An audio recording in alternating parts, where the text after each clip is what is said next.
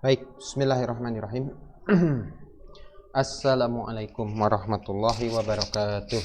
Eh, apa kabarnya antum? Pagi hari ini, alhamdulillah, luar biasa. Allahu Akbar, yes. Alhamdulillahirabbil alamin. Segala puji kita panjatkan kehadirat Allah Subhanahu wa taala yang atas limpahan rahmat dan karunia-Nya, maka alhamdulillah. Pada kesempatan kali ini kita masih bisa bersama-sama lagi dalam kesempatan pembelajaran IPS untuk hari ini, hari Kamis, yang mudah-mudahan antum tetap dalam kondisi sehat walafiat, semangat dalam menerima pelajaran dan semangat dalam belajar di rumah, ya, terutama itu. Baik, sholawat dan salam mudah-mudahan selalu terlimpah curahkan kepada junjungan kita Nabi Agung Muhammad Sallallahu Alaihi Wasallam. Baik, untuk kesempatan kali ini, insya Allah Bapak akan menyampaikan pembelajaran berikutnya, ya, masih dalam pembelajaran IPS. Ini tinggal subtema yang ketiga di bab yang kedua, ya. Jadi kita tinggal sedikit lagi menyelesaikan bab kedua ini dari pembelajaran IPS, insya Allah.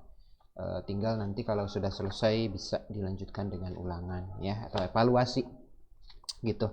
Nah, untuk sekarang antum silakan dilihat halaman 63. Di situ ada judul atau bab yang baru tentang pengaruh interaksi manusia, sikap terhadap keberagaman budaya di Indonesia, ya, sikap terhadap keberagaman budaya yang ada di Indonesia. Baik, sebelumnya kita telah mempelajari bahwa yang namanya di Indonesia itu beragam budayanya itu, ya. Dan berbagai macam yang beragamnya, dari mulai sukunya beragam, dari mulai bahasanya beragam, dari mulai budayanya beragam, dari mulai rumah adatnya beragam, dari mulai senjata tradisionalnya, dari mulai tari-tariannya beragam, dari mulai lagu daerahnya beragam, segalanya beragam. Artinya beragam itu berbeda-beda, dan berbeda-bedanya itu banyak lagi, bukan cuma puluhan tapi ratusan. Nah, bagaimana sih cara kita, sikap kita terhadap keberagaman budaya bangsa Indonesia, gitu ya. Nah, ini ada beberapa hal yang harus kita lakukan atau harus kita sikapi dalam menyikapi perbedaan ini. Bagaimana caranya? Pertama adalah dengan menyukai pertunjukan budaya daerah orang lain, ya. Misalkan menyukai budaya orang dari suku Betawi, nah misalkan seperti itu. Lalu memuji keindahan tarian daerah lain, ya, dari daerah lain, misalkan memuji tarian daerah yang dibawakan teman. Lalu mengoleksi, bisa juga dengan cara mengoleksi dan merawat kain atau pakaian tradisional dari daerah lain, mempelajari budaya daerah lain misalkan. Jadi itu ada 4. Pertama adalah dengan menyukai pertunjukan daerah lain, bisa ya dengan menyukainya, itu melihat kita menyukai. Banyak misalkan yang dari suku Betawi atau dari suku Batak atau dari suku Dayak, kita menyukainya minimal. Lalu memujinya, ya, oh baik, oh bagus, gitu, ini menarik, ya.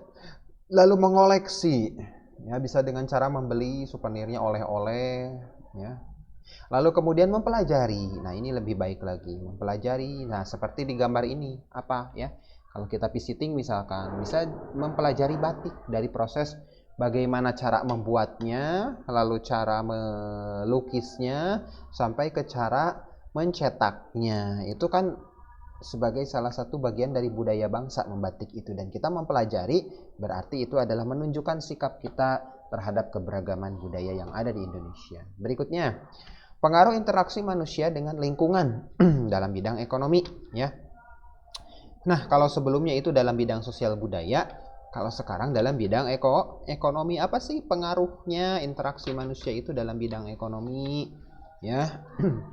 Nah, tapi sebelum ke sana kita lihat dulu pengertian dari ekonomi. Apa yang dimaksud dengan kegiatan ekonomi? Kegiatan ekonomi itu adalah kegiatan untuk memperoleh barang dan jasa guna memenuhi kebutuhan manusia untuk mencapai kemakmuran, ya. Jadi kegiatan ekonomi itu intinya adalah kegiatan untuk mendapatkan barang dan jasa, atau seperti kita akan bekerja, ya, seperti kita bekerja, seperti kita mencari penghasilan. Nah, itu sudah bisa dikategorikan sebagai, nah, salah satu contohnya misalkan dalam bekerja, ya. Dalam bekerja itu mencari nafkah atau mencari penghasilan itu bisa dikategorikan sebagai melakukan kegiatan ekonomi, ya. Orang tua antum misalkan bekerja di pasar, bekerja di pemerintahan, ya, bekerja sebagai guru, bekerja sebagai dosen. Nah, itu setelah melakukan kegiatan ekonomi.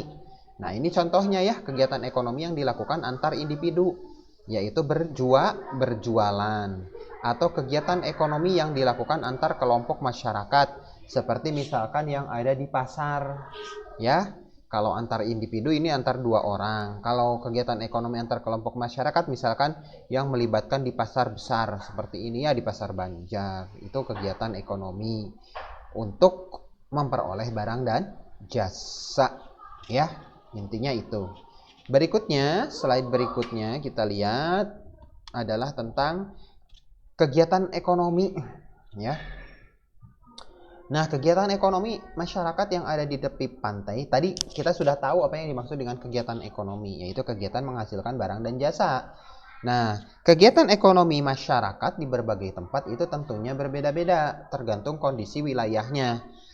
Kegiatan ekonomi masyarakat yang ada di pegunungan dengan yang ada di pantai itu pasti berbeda. Nah, sedangkan di daerah pantai seperti yang kita lihat, itu pemanfaatan sumber daya alamnya akibat dari interaksi manusia dengan alam itu bisa berbeda-beda di tiap daerah atau di tiap wilayah gitu ya, tergantung kondisi wilayahnya. Kalau kondisi wilayahnya seperti ini di daerah pantai, bisa dimanfaatkan atau bisa dilaksanakan, bisa dilakukan oleh masyarakat sekitar dengan cara mencari ikan atau menjadi seorang nelayan, gitu ya. Itu pemanfaatan sumber daya alamnya. Atau bisa dimanfaatkan sebagai tempat wisata, betul. Kalau di dataran rendah itu adalah dataran yang relatif tanahnya itu rata gitu ya, tidak ada pegunungan, tidak ada bukit, rata seperti layaknya di Banjar. Kalau antum lihat kan di Banjar itu ya rata gitu ya, ada beberapa gunung, 2 gunung, tapi itu tidak terlalu tinggi ya kan. Nah, kalau kita lihat sebenarnya rata gitu. Nah, mata pencahariannya, nah ini biasanya di kota-kota daerah dataran rendah itu, seperti di Jakarta, di Surabaya, kemudian di Cirebon gitu ya, daerah perkotaan lah, Tasikmalaya, Ciamis. Nah, apa sih di daerah perkotaan itu atau di daerah dataran rendah itu? Biasanya awalnya itu bekerja sebagai petani awalnya sebelum ada pembukaan lahan. Nah, seiring berkembangnya pembangunan dengan majunya zaman, kemajuan zaman dan lain sebagainya, maka jenis pekerjaannya juga akan berkembang ya. Misalkan menjadi pegawai pabrik, pelayan toko ya, pegawai swasta atau supir, seiring dengan adanya lapangan pekerjaan yang baru ya, akibat dari modernisasi, akibat dari perkembangan pembangunan. Berikutnya di daerah mana lagi? Di daerah dataran tinggi ya, sebagai akibat dari interaksi manusia dengan lingkungannya ya, yaitu manusia itu berinteraksi dengan di lingkungan dataran tinggi, maka itu akan menghasilkan suatu pekerjaan ya, atau suatu kegiatan ekonomi yang cocok di dataran tinggi itu adalah dimanfaatkannya sebagian besar untuk perkebunan dan peternakan, ya kan? Perkebunan dan peternakan paling cocoknya itu. Gitu. Jadi perkebunan itu adalah biasanya perkebunan apa ini? Perkebunan teh ya, bisa perkebunan kopi, lalu bisa perkebunan coklat ya, atau peternakan sapi, peternakan kambing, peternakan domba ya, itu bisa dilakukan atau dilaksanakan di daerah dataran tinggi. Kenapa? Karena iklimnya itu cocok, dingin dataran tinggi itu biasanya karakternya ya, sehingga cocok dimanfaatkan untuk perkebunan dan peternakan. Berikutnya di daerah. Nah, kita saksikan video dulu supaya lebih jelas dalam memahami materi. Nah, dibagi dengan 2. Pertama dibagi dengan lingkungan alam. Nah, lingkungan alam ini mempengaruhi aktivitas manusia.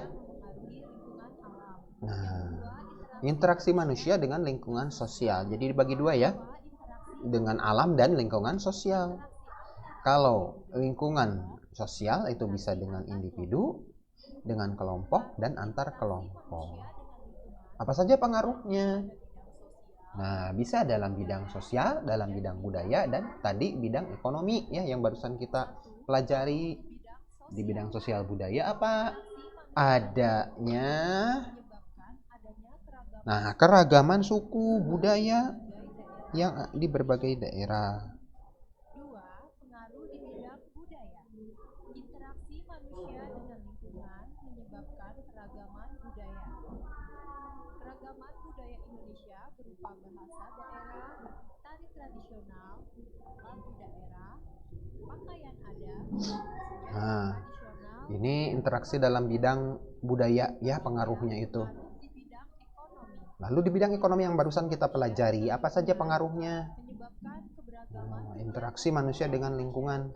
dalam memanfaatkan Adanya keberagaman di lingkungan masyarakat dalam memanfaatkan sumber daya alam sesuai dengan lingkungannya. Kalau di daerah pantai, di daerah dataran rendah, dan daerah dataran tinggi, itu masing-masing berbeda pemanfaatannya, ya kan? Tadi dari segi pekerjaan atau segi kegiatan ekonominya. Ya, itu yang bisa disampaikan dalam kesempatan kali ini. Mudah-mudahan antum paham, mudah-mudahan antum mengerti apa yang dengan Bapak sampaikan. Kalau tidak mengerti boleh di-rewind saja ya dari awal videonya itu, atau bisa antum juga dengan membaca buku lebih baik ya, ada di halaman 66 gitu ya. Nanti silahkan tugasnya dikerjakan, ada nanti di deskripsi, bagian deskripsi seperti biasa. Kita tutup dulu dengan ucapan hamdalah bersama-sama kakak-kakak soleh.